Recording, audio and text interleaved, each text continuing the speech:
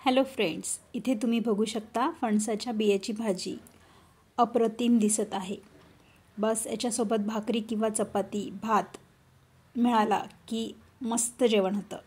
तर यासाठी मी 1 वाटी फणसाच्या बिया 15 मिनिटं लोखंडी तव्यावर छान खरपूस भाजून घेतल्या आहेत। गार झाल्यावर त्याचे साल काढून त्या वेगळ्या करून घेतल्या आहेत। फोडणीसाठी कढईमध्ये 2 चमचे तेलाचा वापर मी इथे केला आहे। अर्धा चमचा मोहरी, 1 चमचा जिरे छान तडतडल्यावर 2 बारीक चिरलेले कांदे मी फोडणीमध्ये टाकून घेतले आहे।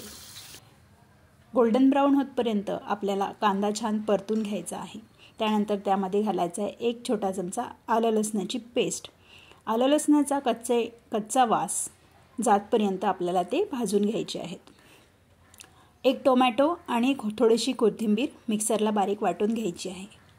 अर्धा चमचा हळद, चवीनुसार तिखट, धणे पावडर आणि मीठ मसाल्यामध्ये आपल्याला छान मिक्स करून घ्यायचं आहे। तेलामध्ये ते छान परतून झाल्यावर आता आपल्याला टोमॅटो कोथिंबीरचं वाटण इथे घालायचं आहे। टोमॅटोला छान तेल सुटतपर्यंत आपल्याला टोमॅटो मसाल्यामध्ये छान शिजवून घ्यायचं आहे। थोडंसं पाणी इथे मी मिक्सरच्या पॉटमध्येच धुवून घालत आहे, जेणेकरून मसाला आपला छान शिजला जाईल आणि तेलही छान सुटेल। आता मी यामध्ये घालत आहे 1 चमचा सुकं खोबरं भाजून वाटून घेतलं होतं आणि 1 चमचा गरम मसाला पावडर, थोडीशी कसुरी मेथी हाताने क्रश करून यामध्ये मी टाकली आहे।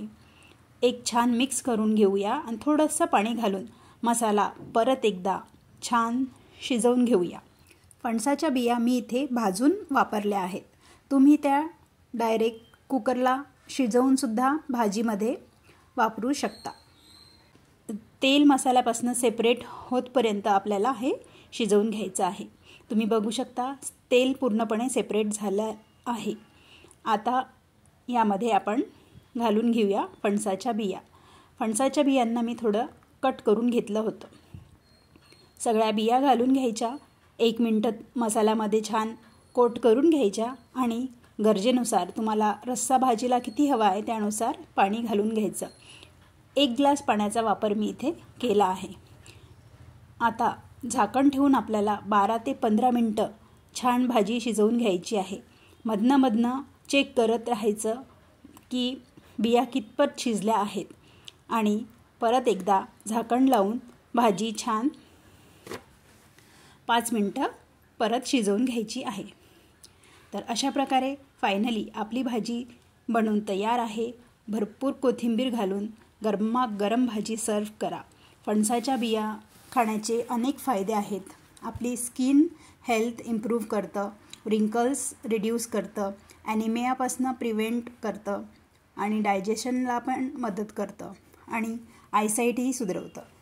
कच्च्या फणसाची भाजी तर आपण खातोच, तर जेव्हा जेव्हा तुम्हाला पॉसिबल असेल तर फणसाच्या बियांची भाजी आहारामध्ये नक्की इन्क्लूड करा आणि माझ्या चॅनलला सबस्क्राईब करा।